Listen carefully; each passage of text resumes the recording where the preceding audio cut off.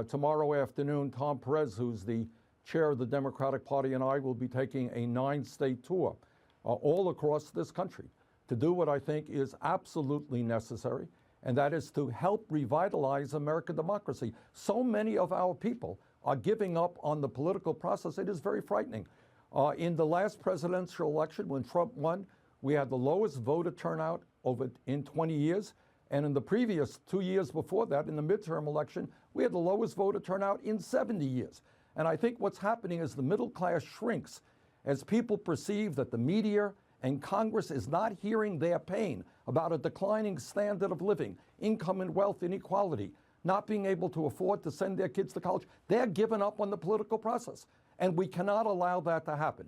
So Tom and I are going to be going all over this country. We're going to be fighting to see that the Democratic Party becomes a 50-state party. You can't just be a West Coast party and an East Coast party. And we need a bottom-up party, a grassroots party, which is prepared to stand up to the big money interests, which have so much influence over the political and economic development of our country. Well, let's talk about that. Kansas and Georgia are red states. You're on this red state tour that's going to kick off tomorrow. But just this week, a Democrat you supported lost an election for a special House seat election in Kansas. A Democratic candidate, Jon Ossoff, is seeking to fill in Georgia a seat vacated by the now Secretary of Health and Human Services, Secretary Dr. Tom Price in Georgia. Are you concerned that the DNC, they're doing this big red state tour with you, but a lot of people criticized the DNC for not sending enough resources to Kansas. So it's great that they're doing this display. Let's be clear. Let's be clear. I mean, the point here is that I think all over grassroots America, whether they're Democrats, independents, or Republicans, people are perceiving that Trump did not tell the truth in his campaign in terms of what he would do as president of the United States. He was going to drain the swamp. Well, he's in fact appointed more billionaires to his cabinet than any president in history, et cetera, et cetera. So what I think has happened now in Kansas, it is true that the Democratic candidate lost.